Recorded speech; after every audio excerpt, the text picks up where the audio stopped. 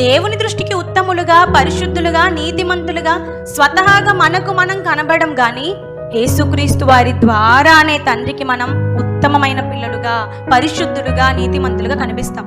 అందుకే ఆయన అంటాడు కొలస్సీలకు రాసిన పత్రిక 3వ అధ్యాయం 17వ వచనంలో, మీరు ఏది చేసినా మాట చేత గాని, క్రియ చేత గాని, మీరు ఏది చేసినా ఎలా చేయమని అంటున్నాడండి అక్కడ?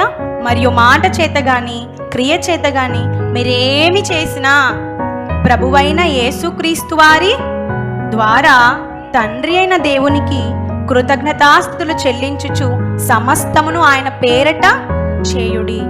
అంటే దేవుడు మనల్ని ఎలా కోరుకున్నాడంటే, మీరు పాపులు, మీరు పనికిరాని వాళ్ళు, మీరంతా నరకానికి పోవలసిన వారు, కానీ మీ కొరకు తన అమూల్యమైన రక్తాన్ని చిందించిన యేసుక్రీస్తు వారు మాత్రమే మీకు రక్ష. పరలోకానికి మీరు రావాలంటే ఆయన మాత్రం మార్గం, అందుకే ఆయన మార్గంగా పెట్టాడు. ఈరోజు మనం ఏది చేసినా ఆయన ద్వారానే, త్రూ జీసస్. అంటే యేసు ప్రభు లేకుండా మనం ఏది కూడా తండ్రి దగ్గరికి చేర్చలేము.